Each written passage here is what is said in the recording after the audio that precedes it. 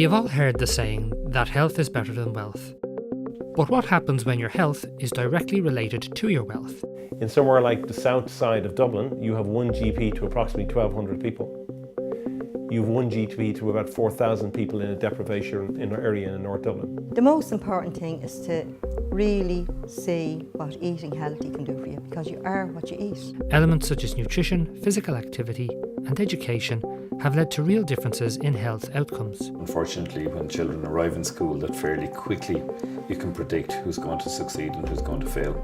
Every parent needs support, regardless of background, regardless of their own experience. You know, they always say that's the one job you get no training for, and yet the most important one. Studies by agencies across the world have shown the direct results of these inequalities. So the problem is, again, it comes down to the fact that people die earlier in these places, up to 15 years earlier. This programme looks at the root causes of these issues. There was evidence within this community that the children, when they were starting school, they were scoring below average in terms of their cognitive skills, their language skills and their physical health and well-being as well. Over the course of a year, we followed 3 community projects that strive to address this. Tracy spoke about in the last visit Daniel's diet changing. So how are things? Not too bad. So we've a core group of 40, started walking last January, and a year later we're still all here. The nutrition class runs for 6 weeks and it involves teaching about your health and then doing a cookery class as well each week.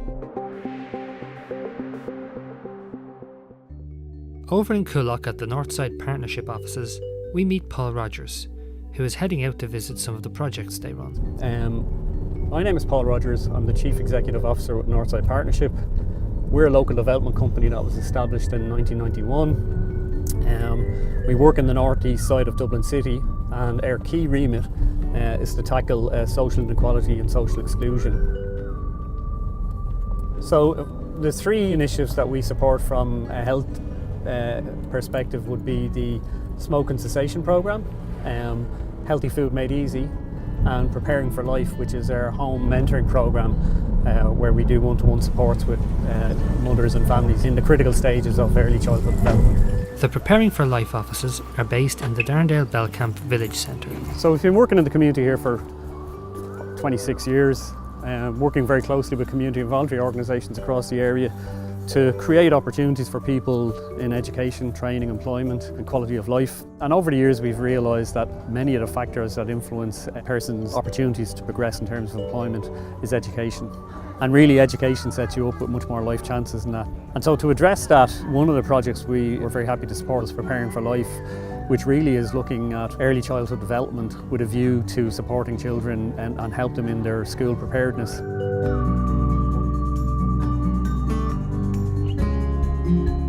This is Kish House. It's our Kilbarrack office. It's one of the sites from where we run the Healthy Food Made Easy programme, and that really looks at supporting individuals and families and community organisations and how to prepare nutritious meals on a low budget. Really successful programme, and we couldn't run it actually without the support of community and voluntary organisations across the area, because many of them recruit in their own participants, and we'll run it on sites of other organisations in the area. There's a very high correlation between health inequality and disadvantaged areas, communities experiencing high levels of unemployment. You know, to be able to participate fully in society and life, be it that through work, employment, be it through social activities, be it through sports activities, all of these factors massively impact upon your health outcomes. Studies have shown that early intervention can have a major impact on health outcomes. Tracy, how are you? Are you alright? Is it alright if we head around now? Oh, thanks a million. I'll talk to you then, right? Okay, bye-bye. At the PFL offices in Darndale, mentor Eva Mills is preparing for her meeting with Tracy and her son Daniel. She's expecting us at around 9:30, so we can go around then. Eva has been mentoring Tracy for the past year. So what we're doing today is, Tracy spoke about in the last visit Daniel's diet changing. So I decided to bring tip sheets on how to create a balanced diet for 1 to 3 year olds and Daniel's 2. Meeting with her once a week to go through the different tip sheets that make up the PFL programme. Good morning. Hi, we're all set up. Are you going to be shy today? So, how are things? Well, not too bad. Yeah? We had a bit of a thing there a couple of weeks ago. Yeah. With sugar. Accidentally almost overdosed on sugar without me realising. Oh, right, okay. Tracy found out about the Preparing for Life programme on one of her prenatal visits to hospital and has taken part for the last 3 years. I got involved with Preparing for Life through it was the Rotunda. When I went in for the first scan, they told me about it and told me I was in the area, I was in the catchment area for this programme. I just thought that this would be perfect, you know. It was giving you all the information and, you know, trimester by trimester and then, you know, month by month and all the rest of it when the baby was here and stuff. So it was such a help, like it was such a massive help. And we're still with it now till he's about 4 or so. Again, when you have a baby, it's like everything is so new to you, so you're a bit like, oh God, is he supposed to be doing this? Is he supposed? And nothing is too stupid for them, you know. Like it's not. You're not made to kind of think, you know, that you're being overreactive about something, or you know, you're being, you know, you get the help, like, and you get the advice. I brought a tip sheet around because on the last session you were talking about how he's back eating like more fruit and stuff. Remember he went off for a while, so. Yeah, exactly. That kind of indicates that his taste buds are probably changing or returning back to the way they were. It's so accessible and it's so interactive. You think you're the only one that maybe has this little problem going on, but then when you go up to them and it's like they've heard it 20 times, so they know exactly kind of what to say to you, how to kind of solve the problem really, you know what I mean? And you always come away feeling a lot better than when you went in. Just happy enough. So. Well, listen, I will give you a show. We'll arrange the next visit. Yeah. Is that all right? Yeah, that's good, yeah. I'm sure you know where I am if there's on. Yeah. I've been with Tracy a little over a year now. I see huge changes and progressions in the family. I see huge confidence boosting in Mam. I see great social skills with Daniel. He tends to be a bit quiet during visits, but now Tracy's after putting him into creche and he's getting on really well. The initial idea for Preparing for Life came from teacher Noel Kelly, who was working as education coordinator for the Northside Partnership at the time and was disheartened by the fact that he could often predict a child's academic trajectory from when they first started school. Yeah, so my involvement with PFL, I suppose it was a series of good opportunities that came together. So I would have been very interested all along in why people fail in education. And I suppose from talking to teachers, they were able to say that unfortunately when children arrive in school that fairly quickly you can predict who's going to succeed and who's going to fail. So that whatever happens before the child comes to school is a very significant factor. Over the years, Noel worked in many varied aspects of education, including time as a homeschool liaison coordinator. So the job really was to get out to meet parents, to visit them in their homes, to chat about what was going on, and particularly if there were challenges or if there were issues. Because I had been working across the area here, managed to pull people from literally every service in the area, from schools to guards to youth workers to local residents together. And we teased out the concept of setting up a programme to support parents from pregnancy until their children started school. Everybody is trying to deal with the problem at the stage that it arrives at their door. So I mean, if a kid comes to the police attention at 16, and everybody consistently said it was too late by the time you intervened. So all the interventions came too late. The problem had already started. So there was kind of unanimous agreement that it'd be far better to stop things going wrong in the first place and to prevent problems. So I think really people fully get that prevention is better than cure, and that if you can stop things going wrong in the first place, it's far more effective than waiting until something goes wrong.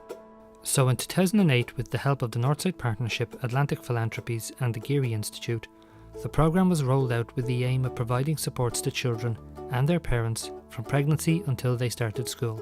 Well, I suppose it's based on this very simple principle that in life we all have key significant people that we depend on, and if you're in difficulty, most people have somebody that they'll go to get advice or to get support or to check something out.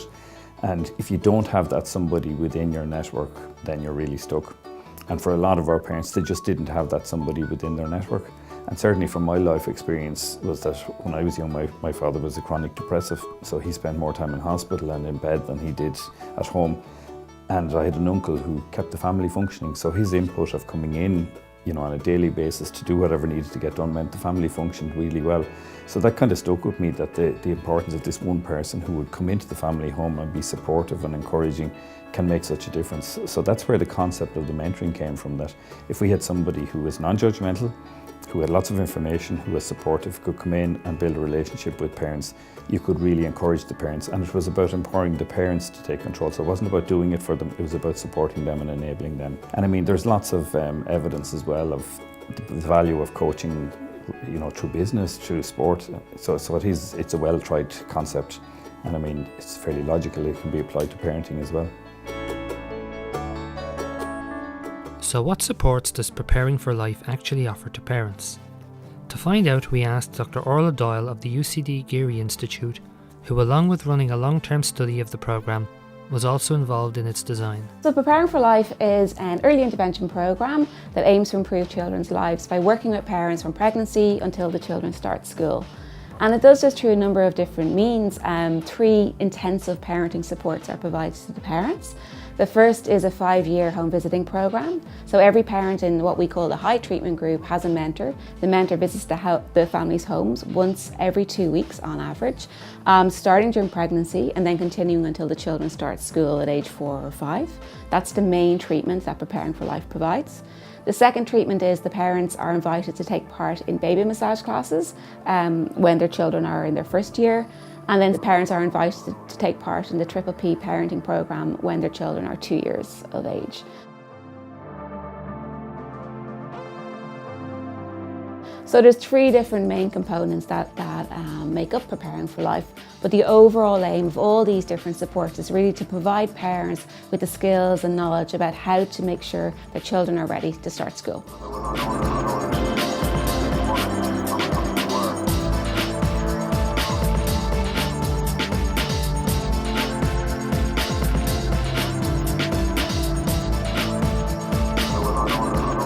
The Preparing for Life programme was developed in 2008. The aim of the programme was to help children with school readiness. But what exactly does school readiness mean?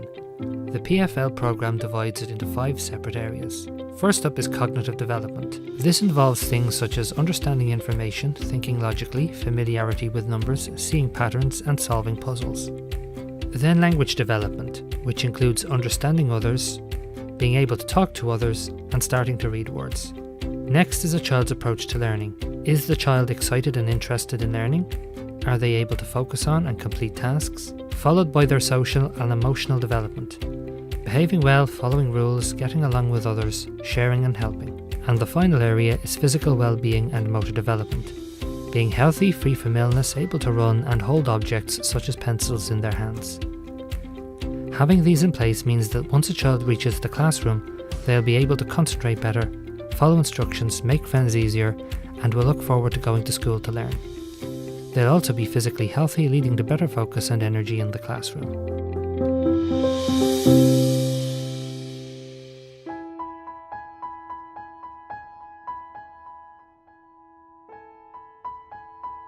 As everyone knows, people's health is affected by a large range of factors. In a report done by the Centre for Ageing Research and Development in Ireland, it was found that health choices such as diet, lifestyle and physical activity account for nearly 30% of our health outcomes. It is with this in mind that Dublin City Council established a local walking group in Kulik that meet every Tuesday morning for exercise and a chat. I started this project on the 19th of January last year to try and get people using our green spaces in a positive manner, to try and impact on people that this is what parks should be used for.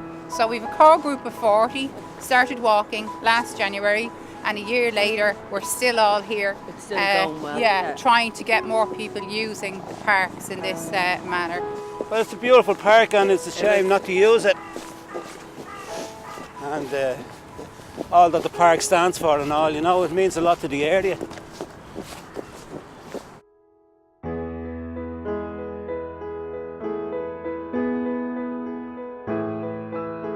And we're usually lucky with the weather, so it's a good time to be retired.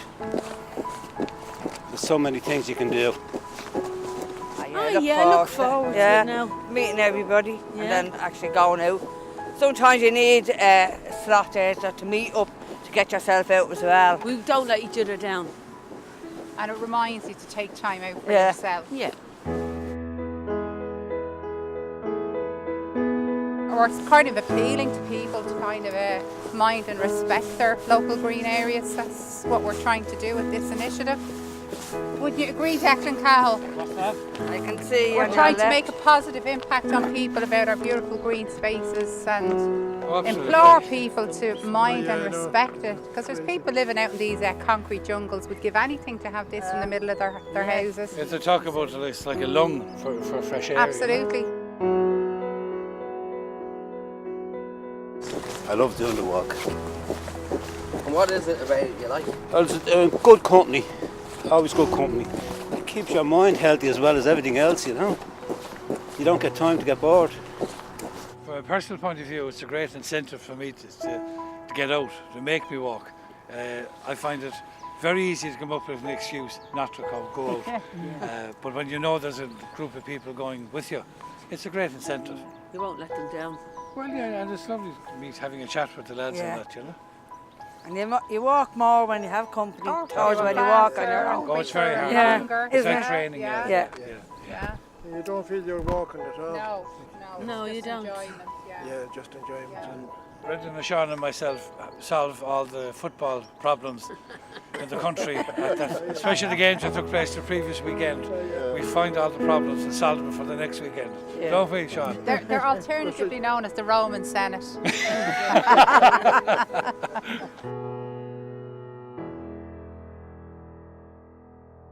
It is generally accepted that physical activity is good for you, but what are the actual real-life benefits, and how much do we need to do to make a difference? The World Health Organization recommend at least 150 minutes of moderate exercise per week in order to maintain a healthy lifestyle. Benefits include weight control, reduced risk of cancers, heart disease and diabetes, and positive mental health. In a Healthy Ireland survey of 2017, it was found that 56% of Irish people think they undertake a sufficient level of physical activity, although in reality this was identified as only 32%. So while most are falling short of the recommended minimum level, there is a perception that they are doing enough. This delusion crosses social divides and shows when it comes to our health, most of us tend to look on the bright side of life. The Healthy Ireland survey also showed that most people were keen to live a healthier lifestyle and wanted to make some changes. The most common changes were to be more physically active, followed by being more financially secure, then sleeping better, and eating more healthily. To try and help in this last area, Northside Partnership implemented the Healthy Food Made Easy programme. The programme has been going for the last 12 years and runs healthy eating classes for a diverse range of different community groups across Dublin. The nutrition class runs for 6 weeks and it involves teaching about your health and then doing a cookery class as well each week. And all the cooking we do is all aimed at getting you healthier. I mean, some people are in wheelchairs, so we will encourage them to do top of their body exercises. You know, people have made friends from doing the classes. They will have oil on them, but not like in the deep way, you know. So I'm just putting these in here, all right? Now. We're not trying to change people's lifestyles, but just to get them to start thinking a bit more about what they eat. Because usually people just eat without thinking. So if they're a bit more conscious about what they put into their bodies, if they get one thing from it, like, we'd be happy with that, you know. The group are the senior citizens of Beaumont. We've done this before previously with them up here, and they're a brilliant group to do, like, you know, they really enjoy it. Because they go straight for the crisps and the chocolate and everything else, and they're always the ones that are on special offer all the time, like at the end of the aisle, they'll be on a special offer. So first week we don't cook anything, we just introduce the course and the food pyramid and all about healthy eating, and then from week 2 to week 6 we take a particular subject like fibre or fats and we discuss that, and then we cook something in relation to it.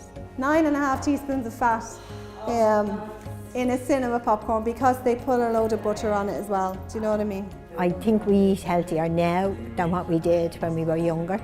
People are more into pastas than potatoes, and now they're watching even the breads that they eat. You know, it's all wholemeal breads and wholemeal pastas, things like that we would have just eaten normal. We get people to write out a little thing about what did I eat yesterday, like breakfast, lunch, dinner and supper. You have a look and say, well, you should be trying to eat during the day different things from the different shelves of the food pyramid. And I have the food pyramid here just in front of me, just to choose most of your foods from the bottom 2 shelves of the food pyramid. As regards, they would be the foods that have the least amount of fats in them. Ireland's diet has changed, you know. We're not as energetic, like we just don't exercise enough. Before, I think we would have been more focused, believe it or not, without realising it, on the food pyramid. I mean, even as far as school lunches, like, you know, a lot of the ladies would have walked home for their lunch, you know, they wouldn't have got lunches in school. And it would have been just a small lunch, like, you know, with always some fruit included in their lunch. They sort of eat without realising what they're eating, you know, because they're so focused on what they're doing on the computer or that it's just quick and convenient food that they want all the time, you know, which isn't always the healthy option. Figures from Euromonitor International show that the consumption of fast food has increased over the past 5 years, with Ireland now coming 11th in the world for splashing out on fast food. De Lucia's Chipper in Darndale Village Centre is a family-run business which has been providing food for the local community for the past 13 years. I'm Ashley. I'm Saffron. We're sisters. As part of an initiative run by the Northside Partnership to promote healthier eating in the community, local shops were asked to install a deli bar offering fresh foods to their customers. 12 years ago, I think this is open 14 years, and since then it was put in. And there was one in the shop as well, but that one never took off. Our one just seemed to take off. The salad bar wouldn't be that popular though during the day or night, but you get your few that will come in You get for the parties healthy and stuff. like. Yeah, but it's mainly rolls and chips. Breakfast and all that, rolls, chicken fillet rolls. Yeah. That's basically. Not really healthy food No. anyway. More fast food, just to get in and get out and have their lunch. The girls out of the crash and all, they'd come in, they'd get the salad rolls. They're all aware, but they like the younger people. They don't care, they just want what they want. Yeah. They don't think about salads and healthiness. The shop services a wide range of customers whose eating habits vary depending on age and finance. Some of their biggest lunchtime clients are the students doing CD/ETB courses across the square in the Discovery Building. Like the fast, like they'd be queuing, like depends on the days because they cook in there as well. So if something in here they don't like, then they'd come in here for the 10:30 lunch and they'd be full like. The older people would be getting like the fish and like the battered burgers and stuff, where the younger people are more into their rolls, their chicken fillet rolls, their breakfast rolls, or like bar sausages and stuff like that. The older people mainly get the fish. Yeah. Or just a bag of chips going home from bingo or something. Yeah. Aisling then explained how cost plays a factor in what people eat. And we do deals like every first of the month you get like fish and chip half price, so that's when they would come and get so they'd be more tight with their money, whereas younger people they just throw their money like every day. Every day they'd be getting the same thing. The older people have to wait for the once a month half price. So age and finance would appear to play a role in people's food choices. But does this just apply to fast foods or have people's diets changed over the years? We decided to ask some of the older locals what they thought. It was more variety then than when I was younger. It was kind of just all basic then. There's more now to pick at. But I think it's better because people have a better choice. I never heard of pasta when I was young. I never heard of pasta. Well, it has changed by the simple reason of the foods that are out now. There's a lot of junk food out there, and unfortunately some of them are very, very fond of that, and there are so many treats out there, they have access to them, and a lot of the parents buy a lot of goodies. Definitely, I think it was healthier years ago. There was no fast foods when I was young. No, so that's 50. I'm 68 now, so it's a long, long time ago. It was mainly fresh food years ago, no packaged, processed. And I think it was better for us. Because with processed food you really don't know what you're taking in. And I think money-wise we hadn't got a lot of money, so in one way it wasn't our choice. The choice was made for us in what we get. But I think nowadays, with processed food, we're inclined to lean too heavily on it. Instead of maybe doing the pyramid, the fruit and the vegetables and all that, and enjoying that type of food, and trying to cook our own, and instead of just the easy packaging. Jelly and custard was the dessert, and maybe on a Sunday. That was it. Never had dessert during the week. But I know there's a lifestyle there now. People work longer hours, and they want to get in, have a quick dinner. But if they could do their own dinner, I think it would be better. And healthy foods, fresh foods, for all of us. And for the children as well. What stands in the way of healthy eating? Linda Scanlon has been running the Healthy Food Made Easy programme for the Northside Partnership for the past 12 years and observes on a day-to-day basis how a lack of money and amenities can lead to a poor diet. There are 3 barriers to eating well. It can be education, it can be poverty, or it could just be lack of local amenities. You know, if people don't have cars and they live in kind of close-knit communities, they're really reliant on the corner shop, and sometimes that doesn't offer the best affordable, healthy, fresh food. So, you know, there can be a barrier just in accessibility. So accessibility, affordability, and then education. So we're coming in from the education points. It's often hard for people to keep up with the constant changes in nutritional advice, with last week's superfood becoming this week's no-no. One of the biggest recent changes has been to the food pyramid. There have been 2 big changes with the food pyramid. The major food group that's changed is that the fruit and vegetables is now the bottom of the pyramid, which makes it the biggest food group every day, between 5 and 7 portions every day. It used to be 5 a day, and then carbohydrates is less, because people were always eating without trying kind of carbohydrates. That's just the main staple of the Irish diet, is to have potatoes and bread all day long. So we were realising that was actually not the best. So have 3 to 5 of them a day instead. The other big change is that the top shelf, the sugars and all the confectionery and all the empty calories, so junk food, have been separated. They're not in the pyramid anymore. There's a little line between them, and that is now a separate kind of category. It's not essential for your health. All the other food groups are essential for your health. They all have a different function in your body and they do different things, but the empty calories, all the sugars, don't do anything. They're not essential. It's okay to have them sometimes. Maybe they're essential for our mental well-being, but they're not essential for our health. And even if you are having things off that kind of food group, try and make it a wiser choice amongst it. So what kinds of factors compound the health inequalities that exist in disadvantaged areas? To find out, we went to speak to Dr. Ray Wally. I'm Dr. Ray Wally. I'm a general practitioner for the last 20 years in the North Inner City.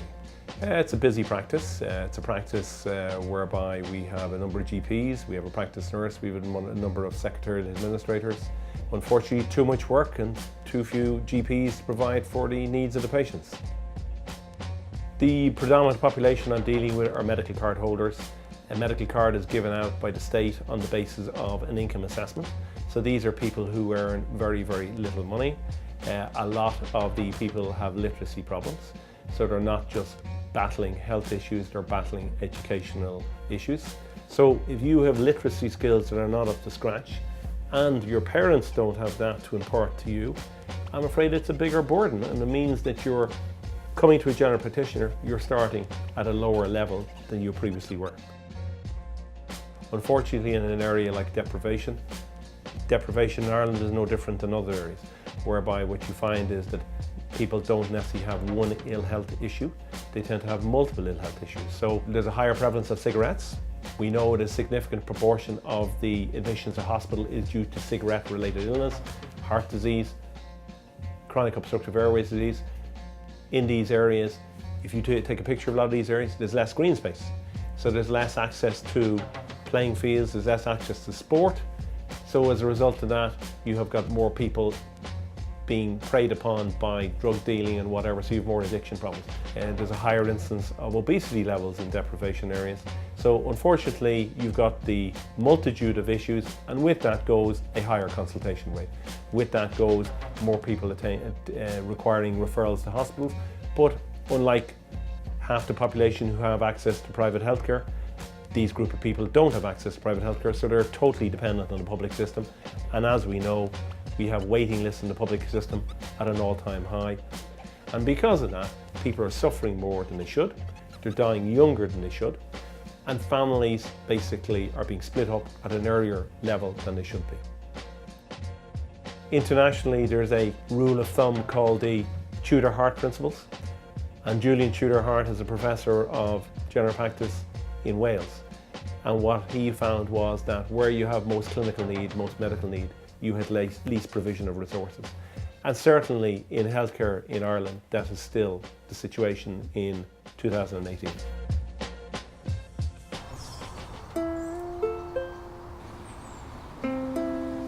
It's halfway through the year and there is snow on the ground in Stardust Memorial Park.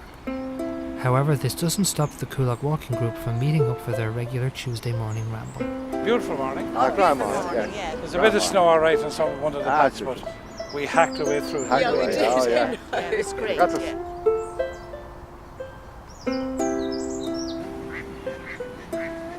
So we were discussing the fact that we were trapped in the snow and it was a new experience. And was it you said it was an opportunity as a timeout? It's it, yeah. Time paused and the rhythm changed. You had an opportunity to be more reflective.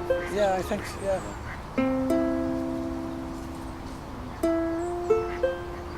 yeah. John Mealy is my name, and I've been doing this for since I picked up from the advertisement in the Northside People.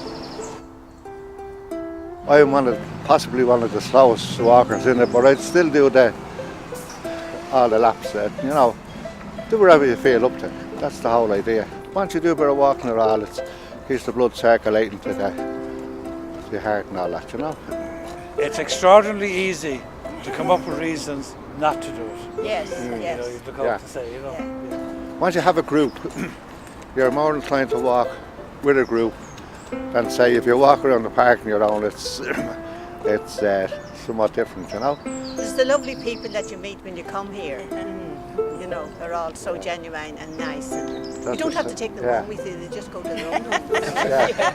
But at the end of the day, the whole secret is to just keep moving when you're able. That's the whole secret. I heard a song there one time, this woman was singing. The song was, "All I need is the air that I breathe." And what more do you want out of life?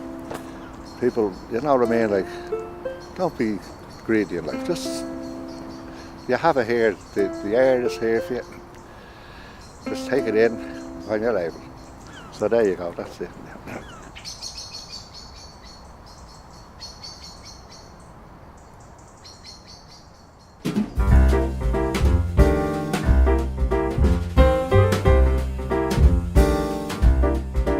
At the Northside Shopping Centre, Linda is on a recruitment drive. She's sharing her stall with Michael Malone from the Northside Partnership's Stop Smoking campaign.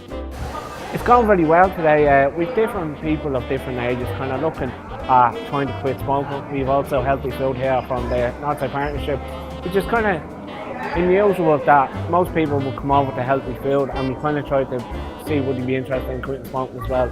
So we run a lot of combined promotions. So we had a busy year now. In 2017 we managed to run about 46 courses through the community. So we are hoping now to get new names for January and start it all again. Northside Partnership deliver smoking cessation. It's a free service, and what we do is we offer one-to-one appointments to people that want to quit smoking, and we do some group courses. We give some information sessions on like tobacco awareness, and today we're just promoting the service. It's a good time of the year to kind of see about people trying to quit smoking, because a lot of people coming up to New Year's resolutions, New Year's Day, a lot of people put in place of quitting smoking, kind of getting a bit healthier and looking to more of a healthier lifestyle starting in January kind of thing. So kind of this time of the year will be interesting and is good for a lot of people trying to think about quitting. Like, cigarettes take over your day, and you underestimate the nature of addiction and the nature of the nicotine. Like, you're all day thinking about cigarettes. Have I got my cigarettes on me? Are they in my pocket? Have I got a lighter? Have I to go to the shop to buy them? I find here in Northside a lot of the people that we're talking to have done the course and take a flyer to give to a friend. My name is Anne Conroy. I live in Riverside, near Northside Shopping Centre. I just retired from work about 6 months ago, and I was very interested in doing the healthy eating course, so I was just looking for something to do after my retirement, so I was looking at various things, so the healthy eating interested me very much. Okay, our best time in a shopping centre like this was about 20 names in 3 hours, so that would be ideal. It's more of a trial and error. All we can do is, as we're here today, trying to promote it and more advise people of it. That's all we can kind of do. It's up to the individual and the person to make that step. We can't kind of carry them by the hand, but we will support them as long as they want to quit smoking.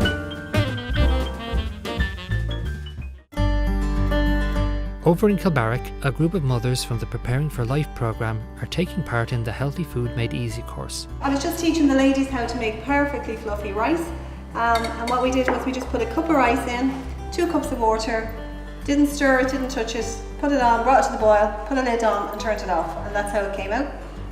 Well, really what we're trying to do is to get people to be educated about healthy eating. You know, to dispel any of the myths that they might think, and just to know exactly what they should be eating every day for optimum health, really. Yeah, I've really been enjoying the course. Like, it's really opened my eyes out how to cook from fresh is much better like than frozen, which I'd probably have done more often with having like 4 children at home.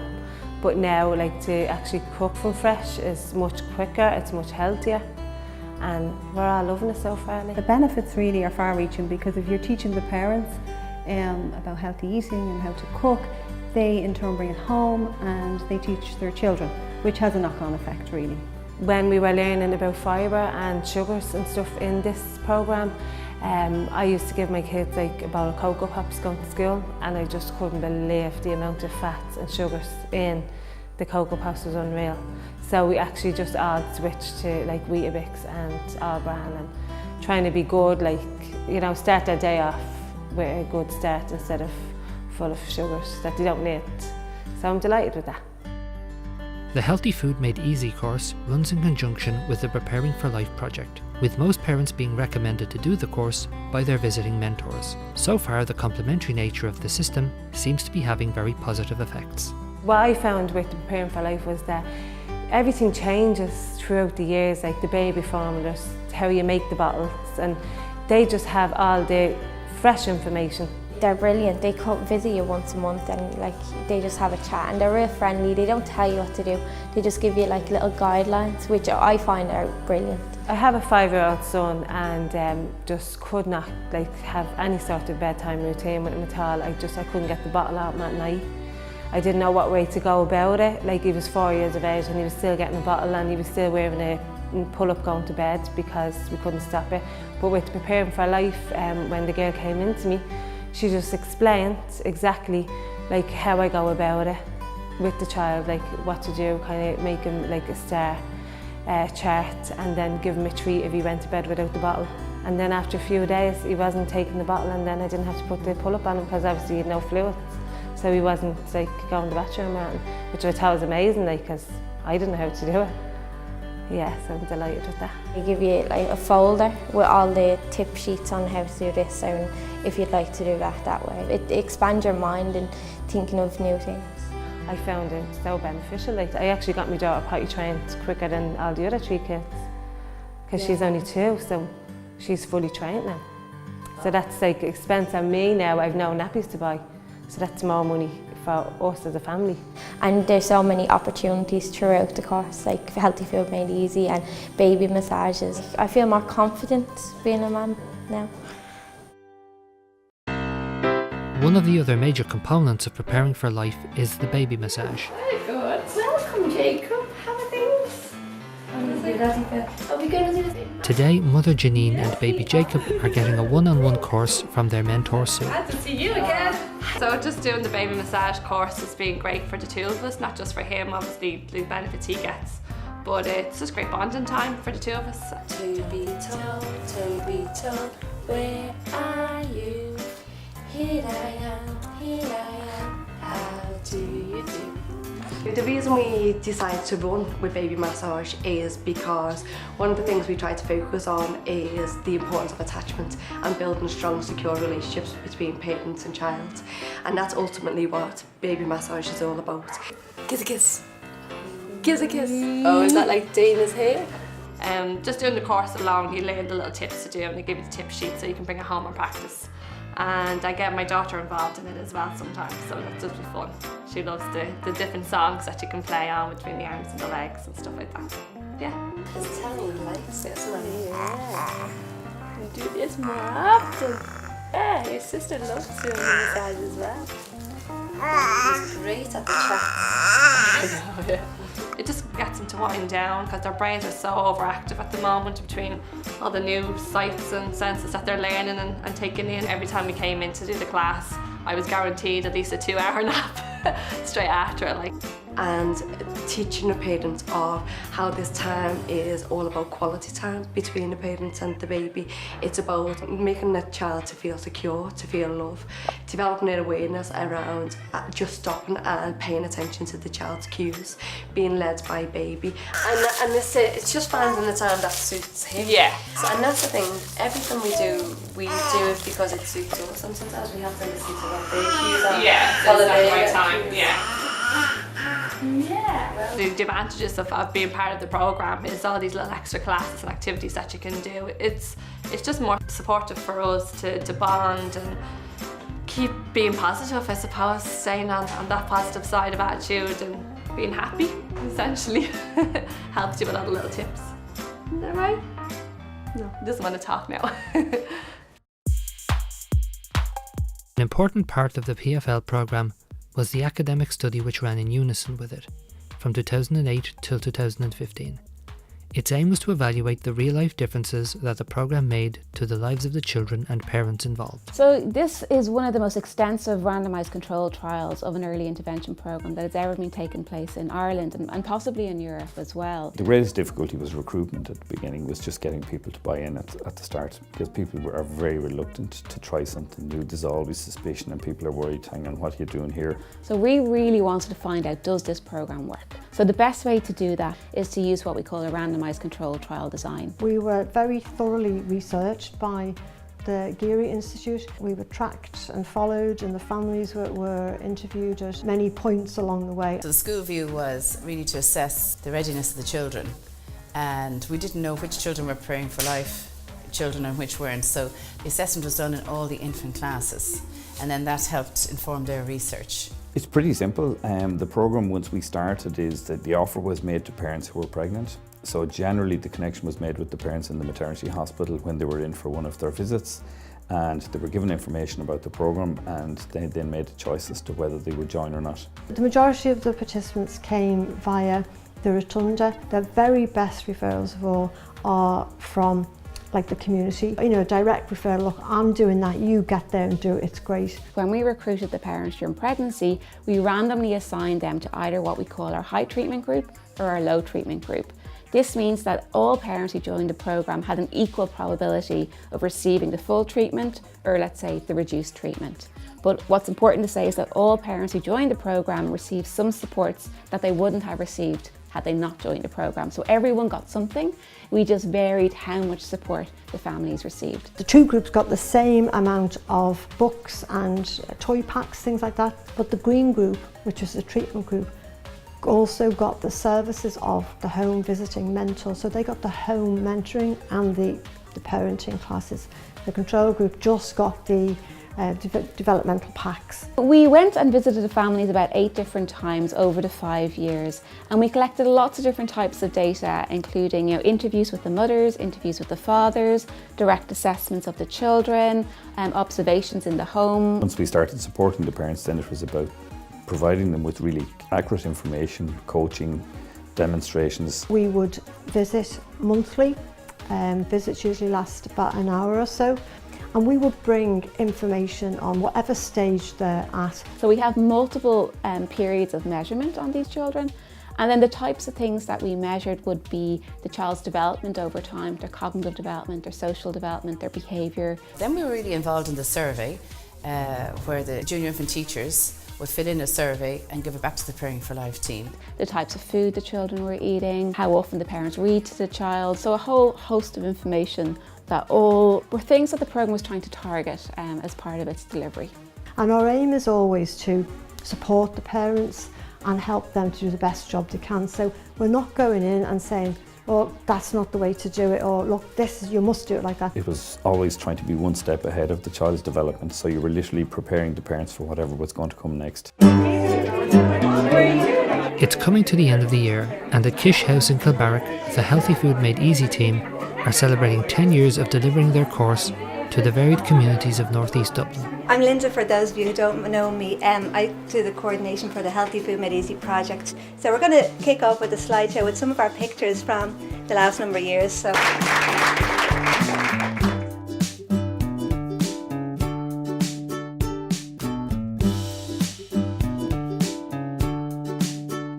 it's a great way to get parents to meet each other. We had a couple of girls who were new to the country actually and had very little English who were on Leanne's course, and you know it makes it more welcoming for parents that they can come in, do a course, and the excuse to come in and get to know people. I started the course 2 years ago when my 2 children started in the school in Our Lady of Consolation in Donecarney, and I just wanted to get a better knowledge of healthy eating. My name is Maura Lawler. I live in Kulik, and I've been working with this for 11 years doing this, healthy eating. People come onto an initiative like Healthy Food Made Easy, and for a lot of people it's sometimes the first time they've heard about the partnership, they've had an opportunity to engage with us, and it's also possibly the first time that they have an opportunity to avail of the other services and supports that we have. Well, I suppose the first year we did it, what I noticed is the second year people wanted to come back and do it again. It's delivering serious messages, but it's also a bit of crack. Karen was my tutor and she always made us very welcome. So you wanted to come back, we didn't have to do anything, we didn't have to bring any ingredients or anything like that, just turn up, that was our job. So it was just very simple recipes, like, you know, just made really easy. Because you're going by the steps of the food pyramid all the time and showing them how to cook healthier, and it's great crack, it really is, you know. So it's a really important initiative for us. As I said, it's a gateway initiative into the wider services, but it also has obviously the intrinsic value itself. We all know nowadays, I don't know about you, but there's so much information out there about food and nutrition. Sometimes it's hard to get a grasp of what actually is healthy food to eat. So, you know, I'm delighted now that people have taken us to heart, so thanks Kulik.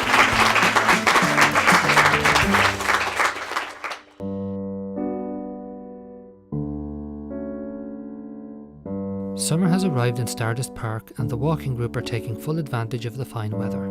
I do an art group and I find that helps your mind, but this is helping me physically. And before I would be as stiff as a poker. Now I just get up, even if during the week, if I have to go anywhere, local shops or anything, I leave my car at home. Because not alone am I meeting people on the way that I can say good morning, hello, it's a nice day, but it's good for my health.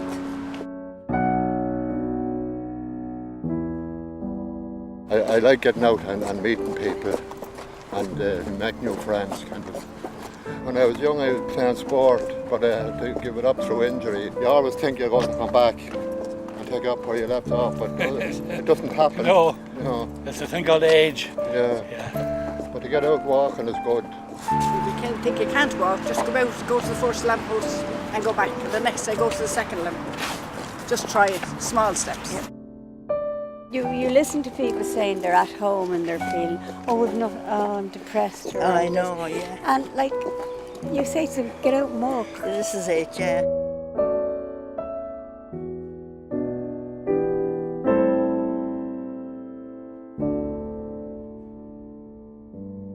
My mobility has improved, no question about it. On a Monday and a Friday, a lot of people from this group and older people go to the gym locally, and we do exercises suitable to our age, and that's another great incentive. And you have a good walk, you do notice the difference, you know, feel looser. And when we started, we do 2 rounds of the park very slowly, and now we generally do 3 in about 45 minutes. We need to be doing something, and it's better doing this than sitting in the chair. Yeah. You do get better as you go along, so you do feel a bit better and the breathing gets easier. So there's a lot of good benefits from it. You won't miss it. Yeah, you say, you have to go on a Tuesday, yeah. Today, to get used to the people, And go back and have a cup of coffee. And we put all our worries on the table and you take back your own worries. Yeah. Just join in. Just join and do it because you're meeting people and it's a social thing as well as a physical. You feel so good for doing it, you know. And it's not compulsory, you come when you can, take it at your own pace and just get a bit of fresh air and meet some lovely people here. Go on for a coffee. After all that and a big cream cake. After a year of following our 3 community projects, it's clear to see the positive effects they are having. You don't need to be a rocket scientist to realise that encouraging people to get exercise, give up bad habits and eat healthily can only have a beneficial effect on a community.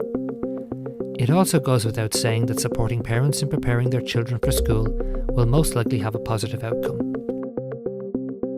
These things seem to be just common sense, but often common sense is not enough for a community initiative to gain funding.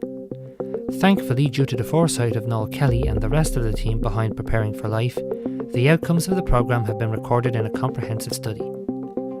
This proves that if you give a person the tools to help counter unfair inequalities, the results can be life-changing. There, well done. Carne. For the first couple of years, we found it quite challenging to find results. So we knew that the parents were saying they were happy with the programme, they really liked it, they were positive about it, but we weren't seeing the changes in the children. But when the children got to age 3 and age 4, then we really started to notice the differences. And I mean, the most significant difference that came through was that the kids who were supported by the programme were 10 IQ points ahead of their peers when they started school. And this is a very significant effect. 10 IQ points is enough to basically change your life.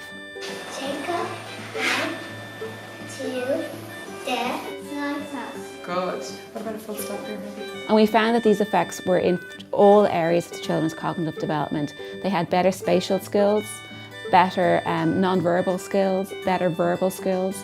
They were better able to understand information, to solve problems as well. So it really had an impact on, if you like, changing the brain structure, which led to changes in the children's cognitive development.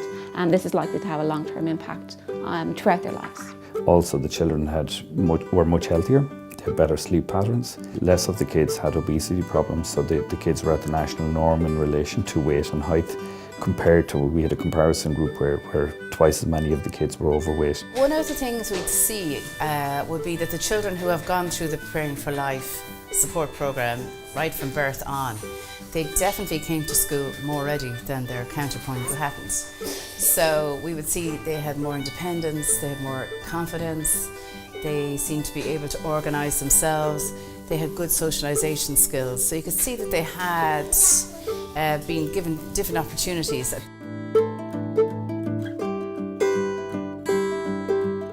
And what we saw when we finished the programme, that indeed the programme was effective, it does work in an Irish setting, and it can generate very large returns in terms of improving children's outcomes. So this is a very strong piece of evidence that we have that intervening early works. So the parents were very on board with their education, they were very supportive. There was things like reading them stories in the home going on, giving them lots of support, and the parents too seemed more confident in linking in with our system. And I suppose the best signal we got was when the children started school. We stopped working with them, but we were getting reports back from the schools saying that these parents were coming in asking lots of questions and wanted to know, well, why are you doing this and what can I do and how do I help my child? So it was really teeing the parents up for success. So from our point of view, the children seem very supported. I'd say if the same support is given to them the whole way through, there's no reason that they wouldn't succeed at anything they chose to do.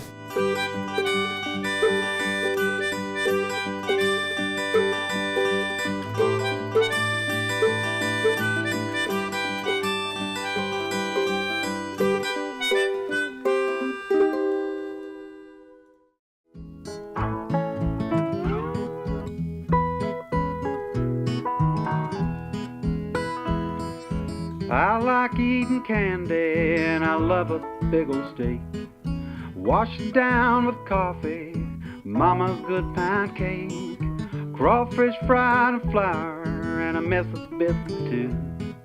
I like eating, baby, as much as loving you. Oh, my darling, please believe me. Don't you ever try and tease me.